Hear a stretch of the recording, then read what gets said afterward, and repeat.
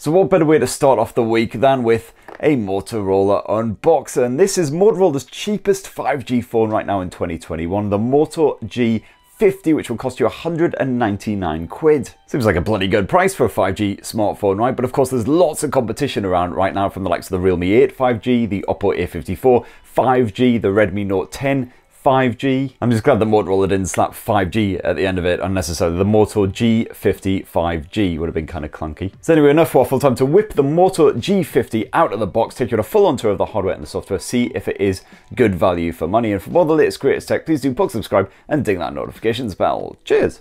So what do you get in the box? Well, you get one Motorola Moto G50. You get a super cute, dinky little power adapter with hilarious pop-up action. You got a Type-C USB cable, usual quick start literature, and a porky pin to get your SIM in there. And the Moto G50 does actually come pre-clad in a condom case as well to help keep it free from scuffs and scrapes. And that's everything in the box. So here in all of its splendor is the Moto G50, and it basically looks like your standard budget-friendly Motorola smartphone. No real frills or flair to speak of. It is just a plastic body like basically every other budget smartphone around this sort of price point. Definitely got a shiny finish to it, but hopefully any smudgy, greasy finger marks will be well masked by that dark steel grey finish. And even though it is called steel grey, it definitely looks like just your standard dark blue Motorola finish to me, at least to my knackered old eyes. And if you're not a fan of that, you can also pick up the Moto G50 in aqua green. And the Moto G50 is a 6.5-inch beast, so pretty much the standard size to be fair in 2021. 192 grams, it's got a decent heft to it. As for durability, well, I guarantee you that a plastic arse end will probably scratch up a storm unless you slap on a protective cover, something like the bundled condom case. And it is a shame that Motorola hasn't slapped on a screen protector on the Moto G50, which is something that you do find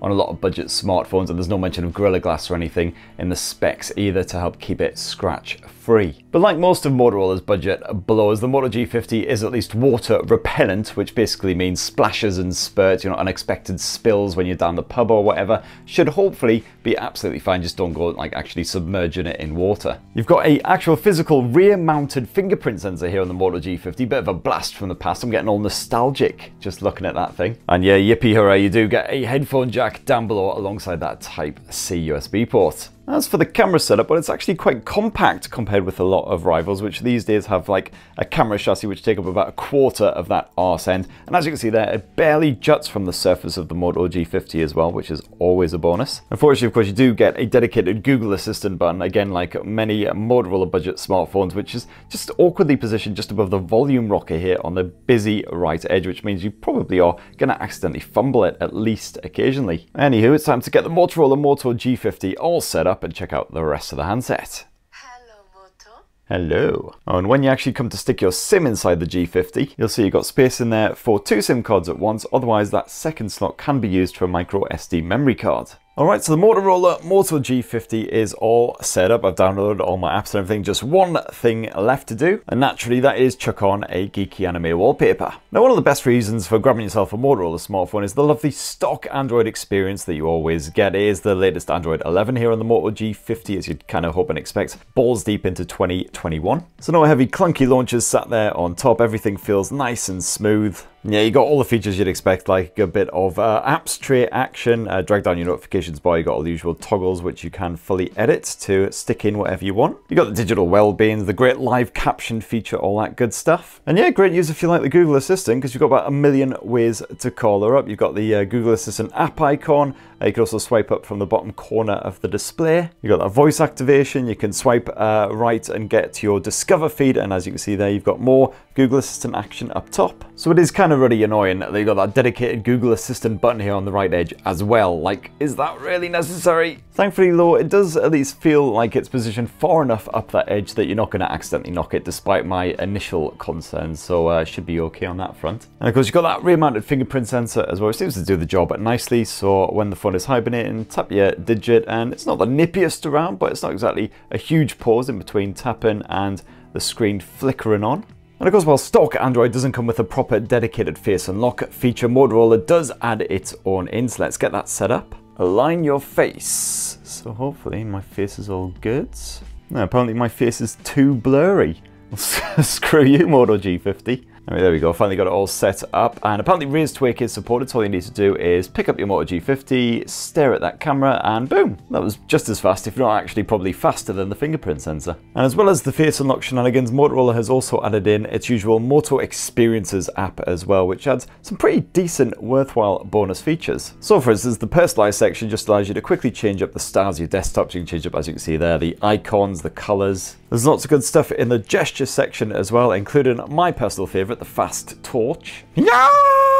You've also got the likes of Swipe to Split, which just allows you to quickly jump into the multitasking mode, get two apps running side by side. You can get various tips and tricks on how to use your Moto G50, you can play around with the display tech, and gamers also get some decent dedicated tools as well, which we'll touch on when we hit performance. And yeah, like most budget smartphones these days, you do have full NFC support on here with a good bit of Google Pay action for your contactless payments. Now on the storage front, well, it is only 64 gigs here on the Moto G50. Apparently you can get it in certain other markets with 128 gigs of storage. Doesn't really matter too much though, even though a good chunk of it is already used up with various apps and other bits, because at least you can expand using that micro SD slot up to a further terabyte. Now the 6.5-inch IPS screen slapped there on the front end of the Moto G50 is adequate enough. Unfortunately, it is only an HD plus resolution, 1600 by 720, where many rivals like the Oppo A54 5G and the Mi 10T Lite are full HD panels. As if I'm watching video on Netflix, YouTube, whatever, the picture isn't too grainy or anything despite the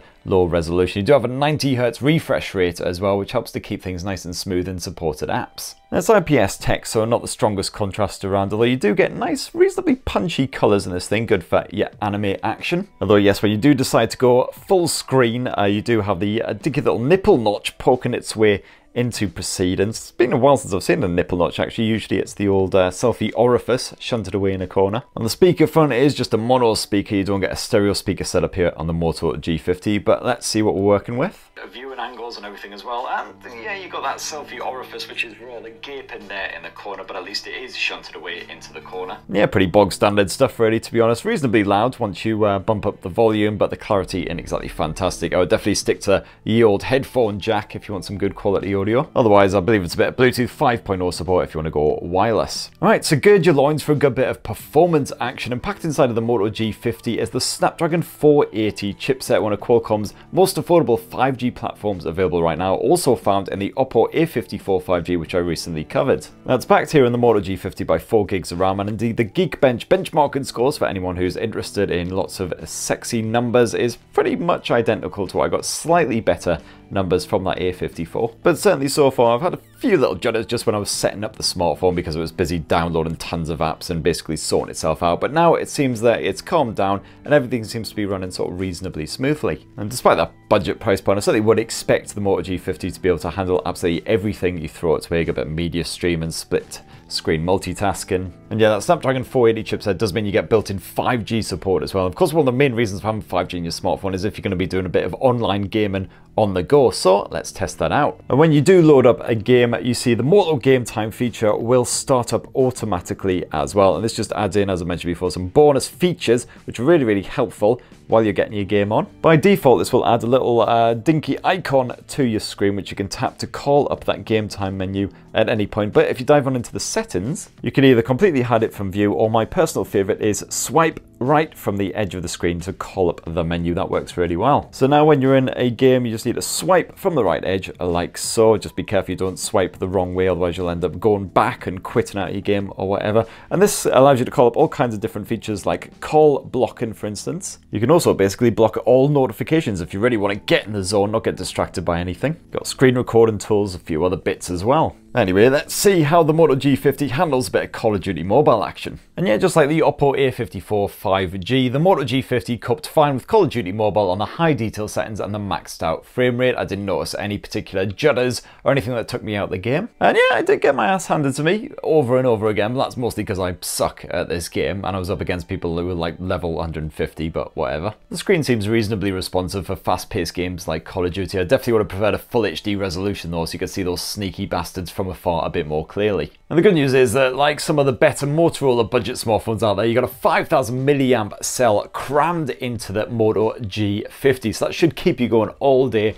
effortlessly no matter what you're up to, even if you're Skype and Zoom and doing a lot of video chat shenanigans, making full use of the cameras, playing a good bit of games on the side as well. What is slightly annoying though is that the Moto G50 does support 15-watt charging, but you only get a 10-watt charger bundled in the box, that dinky cute little UPS. Hopefully though you'll have an adapter lying around that supports 15 watts charging, so you get the max recharge speeds out of this thing. And last up for this tour of the Moto G50 budget 5G smartphone, let's check out that triple lens rear camera, which boasts a 48 megapixel primary sensor. And I do quite like Motorola's camera UI. It's fairly simple and streamlined compared with a lot of the budget ones you get from certain rivals like Xiaomi, for instance. And you've got the AI mode built in there, which, as you can see, I just helpfully suggest switching to a different mode at times. You can quickly access various camera settings just by dragging up on the display like so. So it's nice and easy to use one-handed. And that 48 megapixel main sensor does shoot 12 megapixel images by default, using 4-in-1 pixel bin just to help out with the HDR situation, help to brighten up any shots with some slightly dodgy contrast, for instance. However, there is a high resolution option if you dive into the settings, if you do want to max out that res. And all of Motorola's usual camera AI smarts are packed in there, the likes of the shot optimization, which can recommend jumping to a different mode when appropriate. Got the likes of smart composition, which is quite good as well. That can automatically straighten out any wonky shots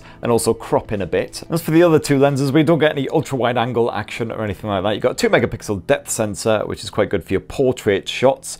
Just helps to add that lovely bit of bokeh action in the background, which, as you can see there, is fully scalable. And your only other lens is a basic 5 megapixel macro shooter, which I personally don't see the point, as they're always low resolution sensors, so you might as well just shoot a shot with the primary sensor and then just crop in if you want an up-close effort. And you've got a variety of other Motorola camera modes as well, like the spot color, which is always funky, but night vision as well for your low light shots. And you do have a full-on pro mode as well, which even allows you to shoot in good old RAW format. As for your video, well, I believe that unfortunately you can only shoot at full HD resolution, but at either 30 or 60 frames per second. And then around front, you've got a 13 megapixel selfie snapper, which, just like the rear cam, should be absolutely fine for your simple sort of basic everyday shots. But I wouldn't rely on it too heavily to capture anything particularly stunning, especially if you're shooting a picture of my face. So that, my pretties, in a nutshell, is the Motorola Moto G50, the most affordable Motorola 5G smartphone right now in 2021 at 199 bob. And I've got to say, if you're tempted by a 5G smartphone, not entirely sure why the Moto G50 would be one of the best